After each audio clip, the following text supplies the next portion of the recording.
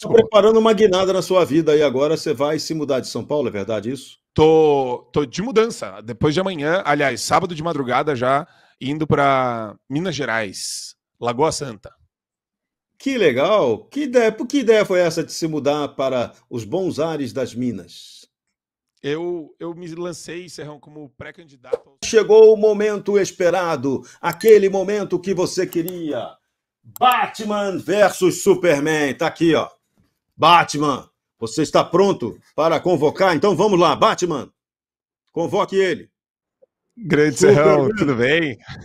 vamos trabalhar, Superman. Vamos Ah, trabalhar. meu super Tem muito amigo trabalho pra gente fazer. querido, Marco Antônio Costa. Pô, como é legal estar aqui com você hoje. Para essa super fase nova do Bradock Show, Bradock Entrevista, hoje conversando com você, para a gente falar de coisas que você com certeza nunca falou nos programas, nem nas redes sociais, porque nunca dá tempo, né? A gente só fala Nunca dos dá tempo. outros, nunca fala da gente, né? E, Serrão, eu vou te falar que, para mim, tá perto de você, bebendo dessa energia é muito especial, porque, cara, eu vejo muito a galera de fora, assim, tem uma galera que gosta do divisionismo, tem uma galera que gosta de querer é, criar situações bizarras, né, mentir deliberadamente sobre o que está acontecendo no Brasil. A gente tenta combater de maneira bem assimétrica, né, essa guerra de comunicação. E eu vou te falar, você é uma daquelas pessoas que eu vejo que a gente está do lado certo, sabe? Tem pessoas que você precisa olhar para o lado e eu falo, cara, as minhas companhias são muito boas, graças a Deus, e eu acho que a gente tem uma jornada muito longa pela frente, meu amigo. Com certeza, é isso que a gente leva da vida. E nós já estamos juntos desde os tempos da Jovem Pan. A gente fazia lá o lendário programa 3 em 1. E depois, eu, você e Cristina Grêmio inauguramos a área digital da Gazeta do Povo com o super bem-sucedido Sem Rodeios, onde eu estou lá até hoje. Então é muito legal trabalhar com você. Para mim, uma honra imensa, espetacular. Estou Desculpa. preparando uma guinada na sua vida e agora você vai se mudar de São Paulo, é verdade isso? Tô de mudança. Depois de amanhã, aliás, sábado de madrugada já, indo para Minas Gerais, Lagoa Santa. Que legal! Que ideia foi essa de se mudar para os bons ares das Minas? Eu me lancei, Serrão, como pré-candidato ao Senado Federal pelo estado de Minas Gerais. Foi uma decisão. Eu conversei com o Bolsonaro sobre isso, o Bolsonaro aprovou a iniciativa, o Bolsonaro pediu para eu articular com algumas pessoas que eu articulei, e eu estou seguindo, inclusive, um roteiro que eu ajustei previamente com ele. Ele deixou claro para mim que isso não garante nenhum tipo de nomeação, e que eu tenho que estar preparado para também, né, qualquer coisa que possa acontecer, mas eu estou imbuído do espírito de tentar reorganizar e ajudar a trabalhar as bases de Minas Gerais por meio dos eventos, por meio de estruturação também de equipe, de rede, de uma rede viva, que a gente possa entender quem é quem na cidade, fazer um mapa, sabe? Acho que todas as redes precisam Fazer de articulação política reuniões. mesmo, né, Marco? Talvez um pouco da sua experiência lá no centro acadêmico, né? Onde você tirou leite de Eu acho que pedra, isso é né? rico. Eu acho que isso enriquece muito, porque eu sinto falta disso. E eu vejo a bola quicando para cair no pé de cara que às vezes está dentro do PL, mas é centrão. Sabe quando a bola quica no meio de campo para cair para o cara do centrão chutar? Alguém quer E isso ele para não Minas vai Gerais? chutar. Um cara Não que vai chutar errado. o primeiro pum que o Alexandre de Moraes soltar, o cara vai meter o rabo entre as pernas e vai vazar? E vai desaparecer? Vai. E vai virar um holograma que nem o Sérgio Moro? Para mim isso é morte, Serrão. O cara que está preso ao cargo, que não está disposto a se eleger e também lutar não só pela revitalização da República, ou seja lá o que isso significa, mas para tentar tirar um monte de criminoso, safado, abusador do Supremo Tribunal Federal e revitalizar a instituição que eles mataram, sufocaram, sequestraram, implodiram, explodiram e ainda, fazem questão de esfregar na cara de todo o povo brasileiro isso daí. Então, a gente precisa fazer algo a respeito disso, não deixar cair no meio do centrão para o cara do centrão chutar. Então é óbvio que eu tenho que ir para lá, ouvir todo mundo, me apresentar, mostrar que eu tenho pelo menos um passado qualificado para estudar o que é o Supremo Tribunal Federal.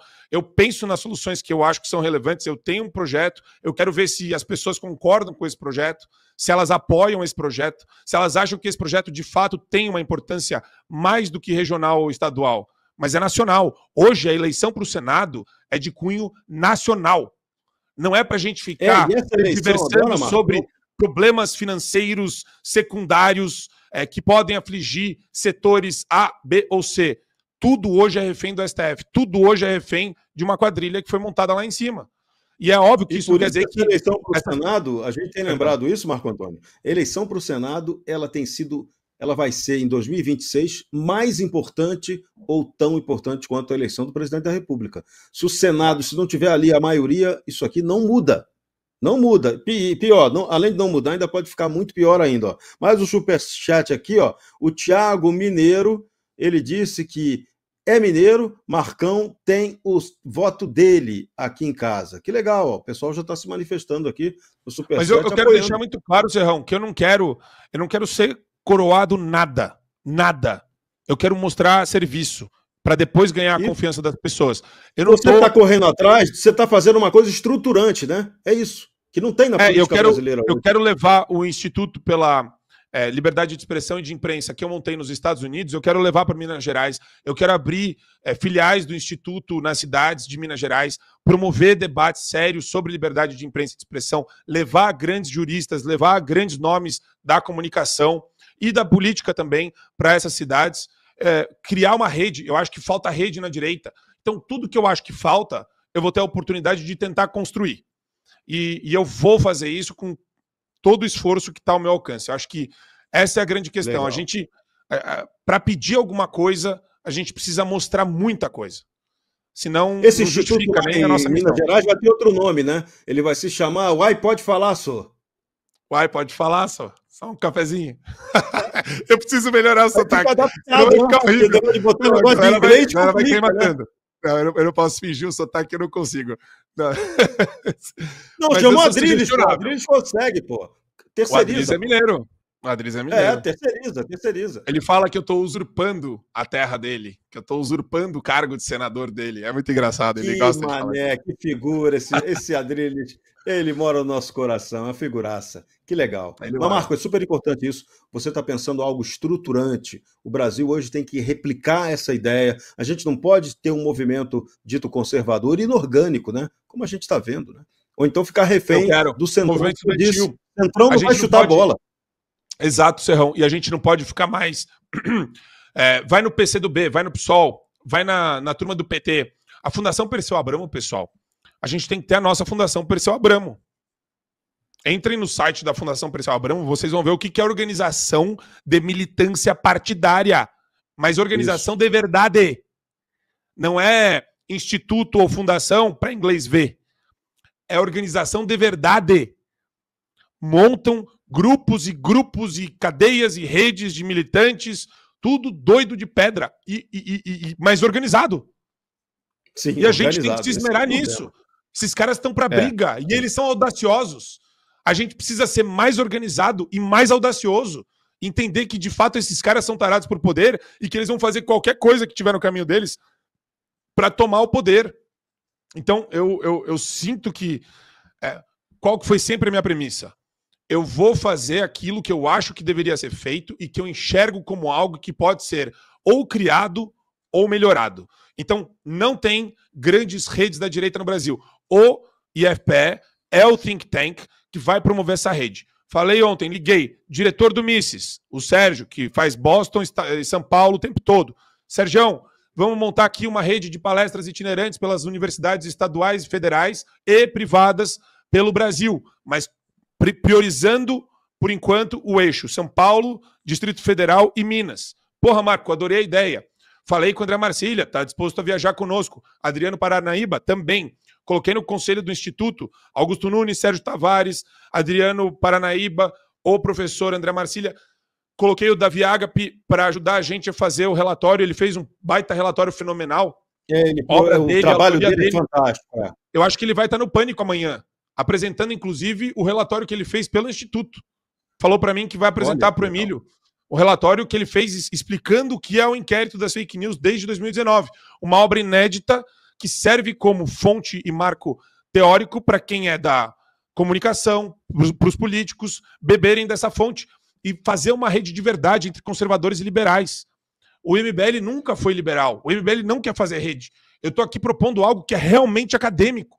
Não é para vender a assinatura dos caras ali, para fingir que você ganhou uma revistinha e tá surfando aí a onda do nós também nos importamos com cultura, vocês não são olavistas, que o MBL faz. Não, é montar think tank de verdade, para fazer intercâmbio com Heritage Foundation, com Cato Institute, com Hoover Institution lá nos Estados Unidos, montar rede de retroalimentação também de recursos por meio desse networking, desse relacionamento com institutos americanos. Então, sabe, tem tanta coisa para construir, a gente precisa de tanto voluntário, tanto dinheiro e tanta gente trabalhando junto, que esse é o trabalho. É de construção. Sim, mas é uma ideia pertinente, a ideia correta, né? Porque o Brasil peca por escolher ideias e ideais indevidos, e aí a vaca vai pro brejo assim, né? Então, eu acho que você tem tudo para fazer um trabalho muito bacana. Obrigado. Obrigado. Desculpa, Serrão. Só quis lembrar do Flávio Gordon. Mas obrigado, Serrão. Você é aquele cara que dá energia pra gente continuar, cara. Você tá sempre trazendo essa leveza também, esse espírito crítico que pra mim, essa conciliação é fundamental, senão a gente enlouquece, cara. De verdade. Não, senão a gente não aguenta esse tranco definitivamente. Agora, vou aproveitar nosso encontro hoje aqui, que eu vou fazer uma revelação que pouca gente sabe. A primeira vez que eu encontrei esse camarada, ele chegou no estúdio da Jovem Pan pra gente fazer o 3 em 1. Quando eu vi o cara, a primeira coisa que eu comentei, caramba, é o Clark Kent que tá vindo trabalhar com a gente aqui hoje. E falei isso fora do ar. E quando voltou pro ar, logicamente, eu ia perder a piada. Eu perco o emprego, mas a piada jamais eu iria perder. E eu mandei essa do Clark Kent, fiquei enchendo o saco dele o tempo todo com o Clark Kent comentando com a gente. No dia seguinte, o cara se ferrou. Ele foi ao programa Pânico e aí Emílio Surita não perdoou. Batizou o cara de Superman, e aí pegou, né? Essa história do nosso bastidor de folclore, né, Marco? Foi uma época muito especial. Eu nem acreditava que eu estava junto de todo mundo que eu já gostava de acompanhar, assim, que eu tinha uma admiração gigantesca, mas isso para mim foi muito especial. Aquele começo lá do Pânico, nossa, eu lembro até hoje, o primeiro dia, o segundo dia, e quando eu conheci você também, junto com o Piperno é um dos caras de esquerda que eu mais tive o prazer de trabalhar. Foi bem divertido, assim, aquele ano, os debates do Piperno mesmo. Você, as polêmicas de vocês eram fantásticas, né?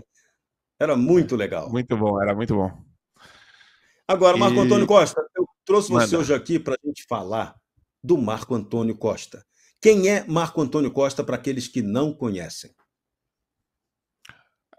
Poxa, é uma pergunta difícil, mas vamos lá. Eu sempre... Eu vou tentar ser bem lacônico aqui. Eu sou uma pessoa que hoje fica completamente indignada com o estado bizarro de coisas que o Brasil chegou. Isso vem comigo desde a época da faculdade. Eu fui presidente do centro acadêmico na época da PUC São Paulo, do 22 de agosto. E a trajetória para montar grupo, para mim foi muito desafiadora, mas ao mesmo tempo uma grande jornada de lição, porque você tem que se virar. Eu lembro que para montar o grupo Apuro lá na PUC em 2008, eu tive que querer organizar um evento sem dinheiro, sem qualquer entrada na direção ou na reitoria da PUC São Paulo. Precisava montar um time, montar um grupo em torno de uma ideia do que poderia ser o centro acadêmico. E na época estava todo mundo completamente de saco cheio do CA. E eu acho que deu certo. A gente conseguiu ganhar da comunistada lá, foi maravilhoso isso, a sensação. E hoje é tudo deputado estadual, assessor de deputado federal que está aí. É divertido. Mas acho que para mim isso é simbólico porque eu acho que hoje a gente, se tiver esse mesmo espírito de indignação, a gente consegue fazer alguma coisa pelo Brasil. E hoje eu sou essa pessoa. Eu gosto de trabalhar na comunicação. Eu tenho um prazer imenso de trabalhar na comunicação. Mas eu acho que hoje todo jornalista tem o dever de se tornar um ativista contra abuso de poder que vem do sistema de justiça aqui no Brasil. Por todos os lados, mas principalmente pelo sistema de justiça brasileiro. Me conta um pouco da sua história, Marco Antônio. Você, na sua infância, o que que você gostava de fazer? Como é que era a sua infância? Conta aí o comecinho de vida do Superman, que muita gente não conhece. Cara, eu quando era criança, Serrão, você toca algum instrumento, não? Nada, sou uma besta quadrada em instrumento. Meu avô era maestro e a minha filha toca pra caramba. Eu sou uma besta total em instrumento, em música. É, eu quando era criança, eu adorava, eu começava já, enfim, era engraçado isso, na quarta série do Fundamental, tinha uma, sabe aquele amigo secreto? E todo mundo pedia na época Exalta Samba, ou aqueles grupos de pagode que eu não conheço nada de pagode nem de axé. E daí meus pais receberam uma ligação dos pais do meu amiguinho, que tinha me tirado no amigo secreto, e muita gente dava CD ou vale CD. Era o presente mais comum. E eu tinha pedido as 4 estações de Vivaldi, né, que eu gosto, na época eu gostava, né, mas era, sei lá, quarta série do Fundamental.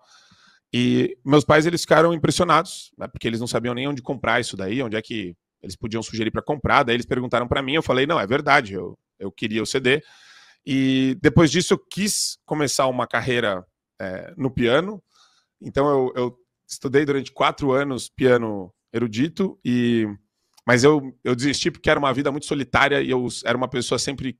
Eu queria me socializar, eu queria falar com as pessoas que estavam em volta, e na época, antes do vestibular, eu era completamente seduzido por aquelas séries. Você lembra das séries da Sony de advogados nos tribunais? Sim. Que nem Law and Order, tinha todas essas séries muito legais, e eu adorava o papel do advogado corrigindo a injustiça, né, que estava lá. Então, por meio da oratória, o cara conseguia persuadir um júri de 12 pessoas, né? Nos Estados Unidos são 12 pessoas, aqui no Brasil são 7.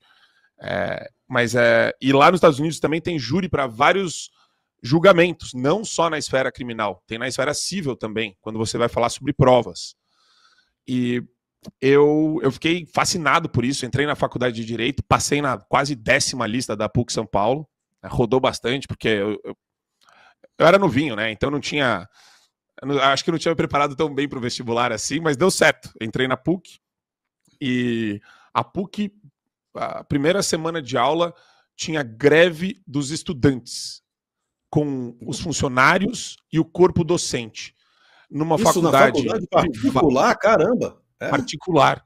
E a galera estava falando sobre a possibilidade de bloquear a entrada na universidade com as mesas e cadeiras que tinham nas salas de aula. E eu achei aquele negócio tão absurdo, e tinha professor apoiando. Falei, nossa, esse lugar aqui é fenomenal. Era exatamente o que eu precisava pelo choque, né? Então eu quero ver essa bizarrice de perto, eu quero estudar essa bizarrice, eu quero tentar entender o mundo que me cerca, porque na época eu não tinha uma noção muito clara das coisas, era tudo muito confuso. Mas eu não gostava da galera da esquerda, já era um negócio que me dava antipatia, me dava um pouco de... Não só a estética deles, mas a maneira como eles eram autoritários. Então, eles queriam fazer algum tipo de manifestação impedindo o direito de ir e vir de todo mundo, né? De funcionários que não participavam da greve, de professores que também não queriam participar e de alunos que não queriam. Então, isso para mim foi surreal, assim. Eu comecei a me deparar bastante com a militância, já criando uma aversão pela maneira como eles se organizavam e atrapalhavam a vida docente e discente lá na faculdade e na universidade como um todo. Era aula sexta-feira à noite, a galera tocando com banda de rock na prainha, assim. Puta desrespeito com os professores e com os alunos e com a instituição. E não tinha segurança lá para tirar a molecada de lá. Quando eu fui presidente do CA, naquela porcaria, porra, eu tive... A secretária me liga desesperada falando, Marco Antônio, agora que você falou que não pode fumar dentro do CA, e eu proibi, porque era uma questão de educação, era um ambiente fechado, colou um monte de estudante, porque eles achavam também que eu tinha proibido a galera de fumar maconha, que obviamente isso daí não estava nem para deliberar um absurdo desse, e eles falaram que iam fazer uma manifestação. E eles fizeram uma manifestação, a secretária ligou chorando para mim, falando, Marco, o que eu faço? Meu Deus do céu, tem 10 alunos aqui na frente do centro acadêmico querendo fumar maconha. Aí depois foram 15, 20. Falei, o que eu posso fazer? Eu estava resolvendo outro problema, eu estava mexendo com a agenda de palestra, convidando, falando com o professor. Aí eu falei, deixa fumar, o que eu posso fazer? Você quer que eu chame a polícia, que eu gere um negócio aqui dentro que vai só gerar caos? Eles querem, a esquerda busca isso.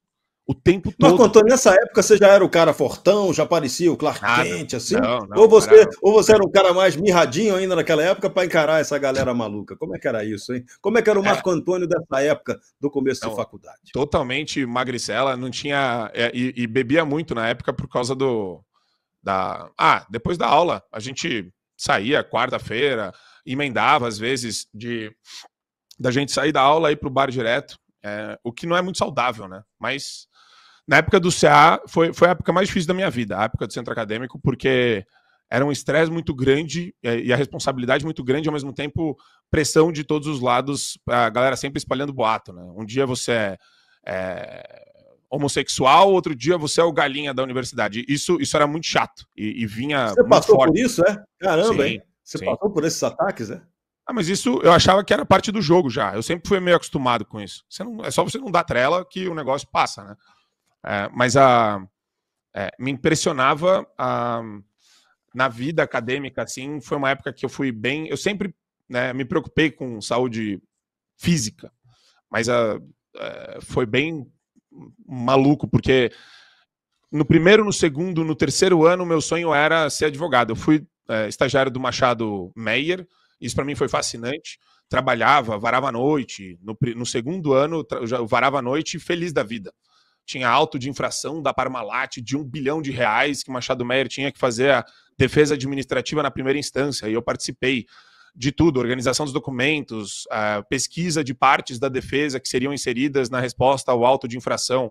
Isso para mim foi, fantástico, assim, foi uma experiência então você já era um cara meio CDF nessa época, né?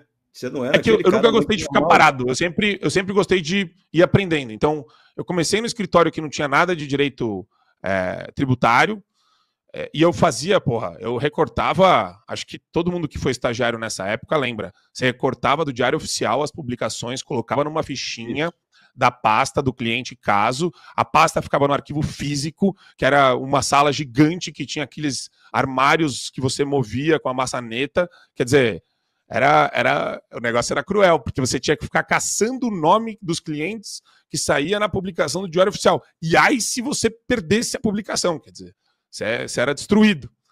Então, daí foi disso para o Machado Meyer, do Machado Meyer para o Moraes Pitombo, que foi um escritório de direito penal e processual penal. A Verônica Sterman é indicada, inclusive, para o STM agora pela Gleisi Hoffmann, era advogada da Gleisi Hoffmann. Eu trabalhei com ela. Trabalhei, no caso, na época, na Operação Satyagraha. Tinham vários clientes da Operação Satyagraha que estavam no Moraes Pitombo Advogados. Então também foi uma experiência muito rica, porque eu tinha aquele fascínio pelo direito penal e processual penal, e eu vi depois como a linguiça era feita, e eu não gostei. Não gostei. No Brasil da corrupção, isso aí foi uma doideira completa. O que você estudou, Marco, em direito? Qual foi a sua formação? Como é que você se aprofundou em função desse trabalho que você acabou escolhendo aí em vários escritórios? Responsabilidade pesada de tratar dessas defesas, desses assuntos aí envolvendo corrupção. O que você precisou estudar para se aprimorar? Qual é a formação do Marco Antônio Costa? Cara, eu sempre gostei de ler os autores americanos, inclusive os que hoje eu discordo com veemência, mas eu era fascinado. Então, Dworkin eu lia bastante, Richard Posner, que tem uma cabeça mais parecida com a nossa. Eu ia muito no direito americano, porque eu achava que aqui tinha muita embromação. Os caras aqui falavam muito e entregavam pouco, né? Tudo meio pastel de vento. E muita demagogia de autor brasileiro. Puta merda, como tem professor universitário de esquerda nesse país, fabricando militante, sem precisar falar que e é óbvio, né, que a doutrinação segue exatamente essa estratégia, esse modus operandi. Então, Ingo Sarlet, Lênio Streck, o meu orientador do mestrado, que é um cara que, sempre foi muito legal comigo, mas o Vidal Serrano Nunes Júnior, Pedro Serrano, o irmão do Vidal, dá entrevista pro ICL todo dia, toda hora aí, tá sempre no ICL. Puta comunista de carteirinha. Aí, cara, o bom da vida é que você vai acumulando experiência, você vai vendo, você vai desnudando a pessoa, né? O Pedro Serrano sempre fazia isso nas aulas de mestrado dele. Chegava, tinham 2 autores liberais ali, ele sempre deixava os autores liberais para o final, chegava no final da aula dele de mestrado, do curso do semestre, né? E ele falava, poxa, pessoal, não conseguimos debater, Milton Friedman, não conseguimos debater, então fica aí, vocês lêem em casa, tudo certo. Você vê as nuances, depois você vê como os professores de esquerda se organizavam, sabe? e só para gerar consenso e bajulação. Eu lembro disso, eu participava dos congressos, eu ia, não tinha nem um tostão e me virava para tentar ir num congresso lá em Natal de Direito Constitucional para ouvir assim as coisas mais absurdas, que hoje eu olho como absurdo. Naquela época eu ficava só com a pulga atrás da orelha. Então eu precisei beber de outras fontes para aperfeiçoar o meu espírito crítico sobre o quão alucinados esses caras realmente são e como eles induzem as pessoas a um estado de apatia crítica e repetição de chavões que não são ou não representam absolutamente nada em termos de valores. O jurista brasileiro virou isso, virou uma colcha de retalhos ali, sem nenhuma expressividade, sem discutir realmente os princípios e valores que estão em jogo. Então os caras ficam falando sobre ponderação de princípios e na prática você não vê isso, você não vê eles darem realmente peso aos princípios que hoje estão sendo atacados, como liberdade de expressão, de imprensa, direito à propriedade, autonomia da vontade em contratos que vão desde qualquer relação de trabalho aos abusos que o MPT, o Ministério Público do Trabalho, comete. Então eu sinto que o meu espírito crítico ele se aperfeiçoou, Serrão, e isso que é irônico. Depois que eu saí da faculdade, eu emendei mestrado e doutorado na PUC, mas foi no meio do mestrado quando eu comecei a ler Thomas Sowell. Então foi lá em meados de 2012 que eu comecei a sair. No meu mestrado eu citei Boaventura de Souza Santos para uma revolução paradigmática da justiça. Eu achava do caralho a audácia da galera da esquerda de pregar porrada, de pregar a pressão no sistema. Só que eu já sabia que isso era tóxico e eu não concordava com esses autores. Mas eu tive que nutrir os trabalhos que eu fazia, porque eu não tinha referência alguma de autores conservadores ou que estivessem fora do escopo de manipulação do corpo docente da PUC São Paulo. Muito legal esse depoimento, Marco. A Sami Very Happy mandou para nós um superchat. Ótimo ver Marco Antônio no Bradock Show.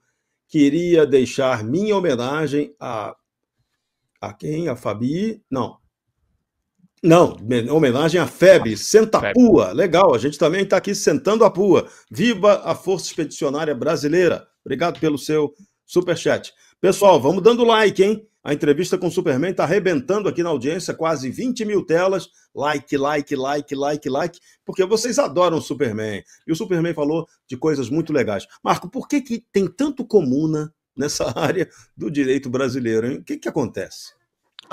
Eu vejo como uma produção de doutrinas e de publicação de livros e a ostensividade no meio acadêmico, a maneira como eles constrangem quem não pensa dentro da cartilha deles no ambiente acadêmico é algo que deve ser completamente investigado, né? De maneira a abrir os olhos das pessoas para a farsa que é hoje o ambiente acadêmico de mestrados e doutorados e pós-doutorados e livre-docências no Brasil. Virou só uma linha de produção. Não tem mais uma discussão que procure a honestidade intelectual, que tenha a honestidade intelectual como um valor em si. Então, eles não estão preocupados com a busca da verdade. Eles estão preocupados em tentar colocar você dentro daquele território pré-estipulado por eles, que é o território onde você pode jogar. Eu sei porque isso aconteceu comigo no doutorado. O André Ramos Tavares, que hoje é ministro do TSE, que inclusive votou pela inelegibilidade do Bolsonaro, ele foi meu orientador. Ativista. Um ativismo podre que eu queria denunciar na minha tese de doutorado. E eu trouxe para ele uma série de jurisprudências e, uma série de decisões também da Suprema Corte dos Estados Unidos. Fiz um marco teórico, fiz um corte temático, trabalhei com bastante apreço na metodologia científica do trabalho que eu estava para desenvolver, e ele não deixava. Ele deixou claro assim, se você quer realmente terminar o doutorado, e eu já estava com mais da metade do doutorado pago, e me matando para pagar uma coisa cara pra caramba, R$4,5 na época. Acho que era R$4.500 na época. Hoje nem sei quanto está o doutorado na PUC, deve estar uma fortuna. E daí ele delimitou o tema para falar e me empurrou para falar em favor do ativismo judicial. E daí minha tese foi Novos Instrumentos do Ativismo Judicial, jurisprudência cruzada e Nossa senhora, era tanta bobagem. A jurisprudência cruzada era você emprestar a Suprema Corte. Isso que o Barroso está fazendo agora, inclusive, tá? Você empresta a jurisprudência da Corte Constitucional Colombiana. Olha que puta loucura. Olha que puta maluquice. Você usa como fonte de interpretação do direito do povo brasileiro, segundo a Constituição e as leis brasileiras, mas a Suprema Corte vai ter o poder de usar referências durante um julgamento de um caso nosso, referências de outra corte para fundamentar a decisão. É um vale-tudo. É um vale-tudo que não tem fim. Então, isso para mim foi muito claro, assim, que o problema realmente está na maneira como eles criam constrangimento de cima para baixo, e isso irradia, sistematicamente irradia, para curso de pós-graduação, porque daí o cara quer entrar no mestrado, ele vai dar aula na pós-graduação, mas ele já quer atender aos reclames do orientador que está acima dele, e por aí vai. Você chega num ponto que são como feudos. A USP tem o feudo dela no Departamento de Direito do Estado. A PUC tem o feudo dela no Departamento de Direito Econômico. E você vai dar uma olhada nos líderes dos feudos, é tudo esquerdista. E a galera da direita sempre tentando não incomodar a galera da esquerda, porque a gente não cria uma rede nossa. Porque a gente não se fortalece. Se fortalece, inclusive, dentro dessas instituições. A direita sempre com medo e a esquerda sempre audaz. Duro, né? O que você recomenda hoje para o estudante de direito, para ele fazer uma leitura que ele melhore a cabeça dele? Que ele tenha um pouco de despertar, como você teve quando começou a ler Thomas Sowell? Poxa, essa pergunta é boa, Serrão. Tem poucos juristas hoje com cursos que eu posso considerar que são adequados. E, infelizmente, esse espírito crítico dentro do direito, ele não tem... A gente não tem grandes marcos teóricos, não. Até o Ives Gandra da Silva Martins, que eu acho um excelente professor, e ele traz tem um livrinho dele, Uma Breve Introdução ao Estudo do Direito, tem Alfredo Augusto Becker, Teoria Geral do Direito Tributário, que é um livro clássico, que ele fala sobre o manicômio jurídico tributário. Ele cunha expressões lá atrás que são maravilhosas sobre a disfuncionalidade do nosso sistema, usando o aparato tributário para explicar a teoria da norma jurídica. É bem legal. Mas são... Assim, o Ives Gandra tem também algumas obras dele que saltam aí mas não são conclusivas a ponto da gente explicar como a gente chegou até aqui, mas acho que vão alegrar e vão elevar o espírito de algumas pessoas. Tem livro do Eros Grau, mas eu acho o Eros Grau chato, enfadonho, né? Porque tenho medo dos juízes. Esse é o título do livro dele. Vale a pena ler também. É um livro interessante, antigo também, não é tão recente. Mas eu iria por essa linha. Eu acho que... Boa dica do Superman para a garotada que hoje tem que ler coisa diferente, não pode ficar na mesmice. A gente tem que avançar e evoluir. E você avançou e evoluiu. Você era um brilhante advogado e resolveu cair na seara do jornalismo. Você resolveu entrar no antro da máxima idiotice no Brasil. Para quê, Marco Antônio? Como é que foi essa tua entrada no jornalismo? O que te incentivou a cair nesse mundo do jornalismo tupiniquim, que é um lugar que eu diria, estou há 43 anos nele, horroroso? Enquanto eu estava fazendo o mestrado e o doutorado, eu sempre quis dar aula, e eu comecei a dar aula em cursinho para concurso público, no Aprova, em algumas bancas presenciais também, e no Aprova era telepresencial, mas eu nunca gostei do negócio da decoreba, daquele ensino muito de memorização de coisas que você discorda, né? Princípios e conceitos. Princípio da vedação ao retrocesso ambiental. Você fala assim, perdão aí para a audiência, mas que merda é essa? Vedação ao retrocesso ambiental. Que merda é essa? Né? Tudo vem de militância, porque daí o cara que inventou o princípio da vedação ao retrocesso social, inventou o princípio ambiental, inventou da vedação ao retrocesso social. Então, só que tudo isso é colocado na banca que realiza o exame vem com a alternativa correta como sendo essa porcaria, e se você não memoriza dessa forma, você tanca, você cai, você perde, você não entra, você não ganha. Aquilo que daí é a alma da pessoa, né? Ela quer se tornar servidora pública a qualquer custo, porque ela está desesperada, porque na verdade ela quer estabilidade. Porque todo mundo na vida quer estabilidade. Esse é o sonho de consumo de todo mundo. Segurança, estabilidade. Mas também você vira refém do olerite. Totalmente refém do olerite. Então o que você vai fazer para manter o olerite? Muita gente deixa isso passar porque não teve, às vezes, uma boa iniciação em filosofia política, acha que é como é, tanto faz, é só falar isso daí, não tô nem aí, eu só vou repetir mesmo. E, sem querer, aos poucos, as pessoas vão absorvendo aquilo que elas têm já como uma verdade memorizada para fazer o concurso. Então, eu olhava para isso e eu me sentia mal. E pagava bem os cursinhos para concurso público. E, assim, outras disparidades, né, da nossa realidade. Mas eu tô bem prolixo e tô falando bastante, viu, Serrão? Se precisar me cortar, me corta. Mas é legal isso, pô. Superman diferente, vambora, pô.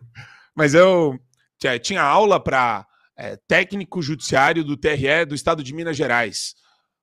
O concurso, ele tinha a inscrição para o aulão, que era do Aprova na época, 1.000 inscrições, 920 inscrições foram feitas com carteirinha da ordem, para uma remuneração de R$ 2.500. Ou seja, eu acho que a gente tem que retrabalhar isso daí. Esse espírito de concurseiro é ruim. Se atrelar ao Estado e ficar tentando encontrar no Estado uma tábua de salvação, acho uma coisa ruim. Acho que não é uma coisa positiva. E também eu fui para o ambiente daí da Unib, da Faculdade das Américas, já dava também aula sempre como professor assistente na PUC durante anos, né? Mas assistente não é concursado, né, e nem recebe. Então eu fazia por puro espírito ali de aprender dando aula e crescer também na docência dentro da academia. Mas aí eu, dando aula para essas novas audiências, eu percebi também que existia uma disparidade gigantesca do ponto de vista da compreensão, do vocabulário. Então, você fala hermenêutica jurídica, você buga a pessoa, porque ao mesmo tempo que na sala você tem uma funcionária, uma servidora pública aposentada da Receita Federal, você tinha uma caixa de mercado. E não tem problema, acho maravilhoso a caixa de mercado querer fazer direito. Mas aí você dava a leitura obrigatória, não lia. Aí você explicava 10 vezes o que é hermenêutica, não entendia. Então, hermenêutica é o estudo da interpretação. E não passa. Existe um gap aí comunicacional gigantesco. E é uma pessoa que se move mais por alguns sentimentos do que por uma questão realmente racional. Então, isso tudo para mim foi também acumulando com o tempo. Eu falei, poxa, eu não quero estar na sala de aula porque eu tenho um impacto baixo aqui. Na Faculdade das Américas tinha sala de aula com 80 alunos, presentes 60, prestando atenção 30, realmente fazendo a leitura dos artigos ou dos textos e da bibliografia que eu indicava, tinham 5. E daí você fica... Já fui chamado de fascista na sala de aula por uma aluna que falou que eu não podia falar sobre pobreza, porque eu nunca entrei na casa de uma pessoa pobre e abri a geladeira. Daí eu virei e falei, olha, fascista é você que quer falar como que eu tenho que dar a minha aula, porque eu estava analisando um gráfico do Banco Mundial mostrando como os dados são manipulados, como o mundo cresceu de 1 para 7 bilhões de pessoas e a pobreza, né, em números absolutos cresceu também, mas proporcionalmente ela reduziu demais, drasticamente, principalmente em países que adotaram princípios do livre mercado e da livre iniciativa, com todos os seus problemas, com todas as suas vicissitudes, mas o livre mercado e a livre concorrência ampliam o escopo de oportunidades para você não depender do Estado, né? E isso é claro nos países que abraçaram esses princípios. E daí eu vou me explicar na reitoria, a aluna sai chorando da sala de aula e eu sou colocado para explicar para a reitora o que eu tinha feito. E a reitora começa a reunião assim. E aí, o que você fez, hein, Marco? Você é bem liberalzão, hein? Nossa, ainda teve que ouvir isso. Não, me tratando como se eu fosse um retardado mental. O que você aprontou? Cheguei e falei, eu não aprontei nada. Ela que me chamou de fascista. Acho que ela me deve um pedido de desculpa. E eu acho estranho também a gente estar fazendo essa reunião desse jeito aqui. Porque tinha a coordenadora, a reitora e a aluna. E a aluna começa a chorar de novo e pede desculpa para mim. Então, quer dizer, essas experiências são maravilhosas porque você não pode arredar o pé. Eu não posso ficar constrangido se eu não fiz nada de errado. E essa molecada aí é folgada pra cacete. Tem muita gente folgada que não sabe porcaria nenhuma e aponta o dedo. A coisa mais fácil do mundo é você apontar o dedo pra qualquer pessoa e sair por aí chamando essa pessoa de vilão, nazista, fascista, Xingar é sei lá o fácil, quê. apontar o dedo é moleza. Marcão, Então, aqui, daí, ó, mais aí eu me superchat, ó. joguei na comunicação. Foi. Afonso Marques, grande Superman, e o Anderson Nigro, dizendo Superman é uma das vozes mais ativas e corajosas contra as barbaridades do STF e do governo lulista. Tem todo o meu respeito e meu apoio. A turma tá mandando aqui, ó. Vamos dar like, pessoal, vamos dar like. 19 mil telas aqui no nosso Braddock Show. Agora, a pergunta que eu te fiz para você resumir bem. Então, você deu aula e isso aí, esse meio marasmo de dar aula, esse negócio foi importante para você, mas te chamou a atenção para o problema que as pessoas precisavam ter comunicação. E foi isso que fez você entrar para o jornalismo? Aí eu percebi que na docência eu não ia ter o alcance necessário. E é engraçado, porque na época que o Reinaldo Azevedo estava bombando, eu visitei ele no estúdio. Bem na época do auge ali do impeachment da Dilma. E o Tutinha virou para mim, pro meu pai, que a gente estava visitando a Jovem Pan. Tutinha na época estava à frente da Jovem Pan. Ele falou, grava aí uma pílula, Marco. Você não quer trabalhar com comunicação? Eu falei, quero, mas eu estou terminando o doutorado. Então, era final de 16 ou meio de 16. No doutorado, estava na minha cabeça. Meio de 16. E daí eu resolvi, falei, putz, pai, agora eu não vou gravar nada, não tô com cabeça para isso, precisava defender minha tese. Só que depois a oportunidade só foi surgir de novo, e eu fui procurá-la, porque eu estava muito frustrado com o meu acadêmico, em final de 21. Daí eu tive a oportunidade de deixar meu currículo com na época, o diretor de jornalismo da Jovem Pan, que inclusive foi aquele cara que brigou lá com o Paulo Figueiredo. Que o Paulo Figueiredo fez uma campanha para tirar esse cara.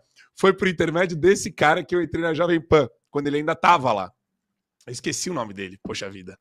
E daí eu entrei. Aí era uma produtora de um programa chamado Top of the Hour, que era das 10 às 11. E eu falei para ela, poxa, eu posso ir presencialmente, para mim é uma honra, porque, poxa, né? E eu ficava insistindo, eu falava, eu queria entrar mais na grade, posso fazer o programa todos os dias, eu tenho disponibilidade. Se não for ruim para vocês, ela, Marco, mas a gente não tem como te pagar nada. Eu falei, não, faço pelo carinho, eu gosto, eu tô aprendendo, falei para ela. E quando ela topou fazer isso, aí logo em seguida os outros programas da Jovem Pan me chamaram para participar em vários outros horários. Daí a nossa amiga Bruna Torlai saiu do 3 em 1, aí foi quando eu entrei. Aí eu entrei no 3 em 1, isso. Aí a ex do Torinho, qual que era o nome dela mesmo? Kalina Sabino. Aí a Kalina Sabino foi viajar para fazer o documentário do Torinho, aí eu entrei no lugar dela e fiquei. Daí tinha mais um podcast, aí eles me chamaram para fazer uma entrevista e eu acabei ficando no mais um podcast também.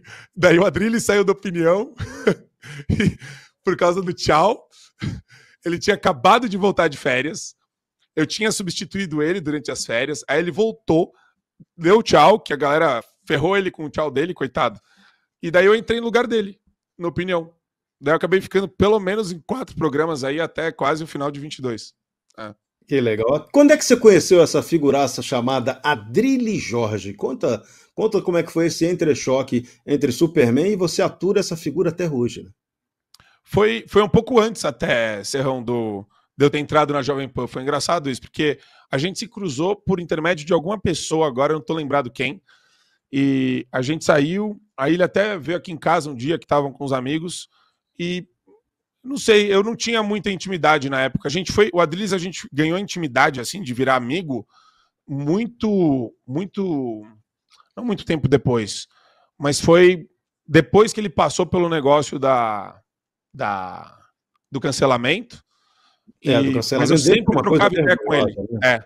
E depois, quando a Pietra Bertolazzi também entrou na Jovem Pan, daí a gente fazia uns grupinhos que a gente saía direto entre nós ali. E era bem engraçado. Na época era bem divertido. Pô, fico imaginando esse trio saindo junto. Me contaram uma história de uma viagem que você fez com Adrilles. Foi para Minas Gerais essa viagem? Disse que o cara botou um chiclete no teu banco. Pô, que sacanagem, hein, Superman? Ah, isso daí agora acho que eu sei quem te contou da viagem. Isso virou O lenda, essa Adrilles, o história. Adrilles, o Adrilles, ele tem uns problemas de. Ele foi cuspir o chiclete para fora do carro. Aí bateu, acho que em algum lugar do carro, porque o cara não sabe cuspir chiclete, voltou pro banco, grudou tudo no banco, custou 450 pau o negócio. O Adrilles tem umas coisas assim que você tem que. Você tem que gostar muito do debate inteligente para daí você relevar outras questões. Senão, é muito. Esse é uma ele é um cara, não, ele é um cara excepcional. Eu tô brincando, ele é um cara excepcional. Eu adoro estar na companhia dele, mas eu acho que eu tenho aprendido demais. Eu tento focar sempre nisso, Serrão. O que essa pessoa pode ensinar para mim? Eu tenho certeza que dentro do nosso time muita gente pode ensinar algo extremamente valioso, principalmente naquilo que a pessoa mais gosta. E eu adoro debater cultura quadrilhos. Para mim, é o mais gostoso. A gente tem a possibilidade de entrar em questões de cinema. O Adrilles conhece muito cinema. O Adrilles já viu. E você também gosta de cinema para burro, né? Eu, de vez em quando, eu vejo você discutindo cinema. Caraca, eu vejo que você gosta mais muito, né? Eu sou cinéfilo fissurado. Eu acredito muito no poder de transformação de uma vida pela arte. E eu acho a sétima arte algo espetacular. Eu sou fissurado. Eu admiro demais os caras que eu considero grandes diretores. Então vai de Christopher Nolan para Denis Villeneuve, para Martin Scorsese, Quentin Tarantino. Eu tenho uma admiração gigantesca. Clint Eastwood também acho um cara excepcional. E cada um com o seu estilo, cada um com a sua assinatura. Porra, cinema é uma coisa que para mim me dá energia para enfrentar a loucura que é cinema. E também tem séries excepcionais, né? Tem séries magníficas e daí você tem os roteiristas também, né? Eu gosto muito, eu gosto de ver quem é o roteirista, quem é o cinematografista, como que é a fotografia, né? Qual a paleta de cor que eles usam para fazer o filme, por que eles escolhem fazer algo em virtude, em detrimento de outra coisa. Eu gosto muito de tentar pensar na cabeça do diretor, ou por que o diretor quis usar. Quando o diretor é bom, né? Porque senão, depois, um diretor ruim, ele tem uma capacidade de se expressar muito menor. E sim, eu acho que grandes obras inspiram a gente. Pô, até hoje. Nunca pensou em fazer um programa sobre isso, não, Superman? Em vez de ficar nessa chatice que a gente fica de política? Acho que seria interessante. Dá para fazer um programa sobre isso. Eu vejo um poder simbólico de muitos filmes e isso... Cara, tem filme que, se você tá mal e você vê o filme e você tenta absorver tudo que tá lá nas entrelinhas... O filme que eu mais gostava na época da Jovem Pan era o Whiplash. Eu achava que o Emílio era o maestro careca. Você já viu esse filme? Whiplash, Birdman.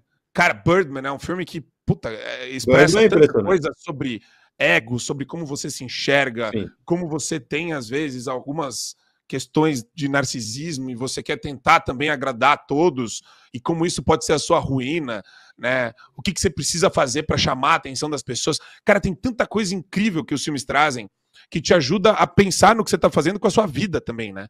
Pô, isso, será que é isso que está acontecendo comigo? Pô, o Batman, a trilogia do Batman, os dois primeiros do Christopher Nolan, pô, é bonito, tem muita coisa lá sobre queda, sobre o princípio de você encontrar significado em se reerguer de uma queda. E eu acho que isso pode sim expressar, às vezes, o espírito coletivo de uma nação. Uma nação desesperançosa ou uma nação acovardada, Deus me livre, né? Acho que é a abertura para que tudo de ruim possa acontecer. Marco Antônio Costa, nosso tempo está acabando. Suas saideira para a gente poder terminar com chave de ouro esse Bradock Show espetacular, o nosso Bradock Entrevista com o Superman. Batman hoje foi muito bonzinho com você, hein? Na próxima vez vai pegar. Cara, eu acredito muito, Serrão. E para todo mundo que tá ouvindo a gente, pô, eu tô achando maravilhoso. A gente tá na Auri Verde, no Bradock, mais de 20 mil pessoas. Pô, sensacional. Eu queria deixar muito claro que quanto pior fica quanto mais negro é o dia, a situação que a gente se encontra, o reino de terror do Supremo Tribunal Federal, quanto mais medo eles querem que vocês e eu tenham, mais a gente tem que incorporar esse espírito de missão, de tentar fazer alguma coisa para mudar o país de verdade, sem pressa. Vai ter muita gente que vai ainda se ferrar na mão desse sistema. Pode ser eu, pode ser o Serrão, eu não sei quem pode rodar na mão desse sistema. Meu interesse é genuíno. Ninguém... Eu tô assumindo um novo aluguel. Eu tô numa situação difícil. Vou pedir ajuda para um monte de gente, de grana, porque não dá para você ir também para lá e não ter pelo menos 1 ou 2 assessores para rodarem o estado com você. Tem que ter gasolina, tem que ter hospedagem, tem que ter muita coisa. Então, sim, eu vou ser essa pessoa nos próximos dias que vai pedir o apoio de muita gente, porque não tenho condição. Tudo que fica no fio diário volta para o fio diário, né? E hoje está voltando sem sobrar nada de resultado. Então, o negócio para mim eu acho que a gente não pode nunca perder a esperança. Quanto pior fica, eu acho que mais a gente tem o dever cívico de trabalhar para romper com esse estado de coisas que a gente vê hoje no Brasil. E eu acredito muito que montando rede, montando bloco, trabalhando junto, a gente vai conseguir superar isso. E se a gente não consegue superar isso na nossa vida, não tem problema. A jornada foi importante. E quem a gente conheceu ao longo dessa jornada é importante. E o que isso significou para a gente é importante. Saber que a gente está do lado certo da história, sabendo que a gente está defendendo pessoas que não têm capacidade nem de se defender e que são hoje atacadas pelo sistema, e sabendo que os princípios que norteiam a nossa busca por justiça vêm da melhor expressão da natureza humana, que é a possibilidade da gente viver livremente num estado sem que alguém queira controlar o seu pensamento, controlar a sua ação por meio do seu pensamento ou da sua língua, ou do que você fala ou do que você expressa. Se existe uma luta que eu nunca imaginaria que seria tão dura e tão árdua quanto essa, é a luta hoje em defesa da liberdade de expressão e contra a censura. E a gente tem... É lindo isso, como Deus presenteia a gente.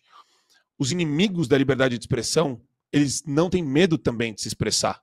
E eles deixam claro quais são os planos e estratagemas deles para o povo. Então, se a gente conseguir mobilizar mais e mais pessoas em torno dessa causa, e é gradual, assinando o Braddock, a parceria agora, é isso. A gente vai formando rede. O Braddock e o Fio Diário vão fazer uma parceria incrível. Acho que tem tudo para ganhar. As duas empresas têm muita coisa para ganhar. Estou buscando também trazer a Auriverde, Revista Oeste, Gazeta do Povo, para apoiar esse roteiro de palestras itinerantes.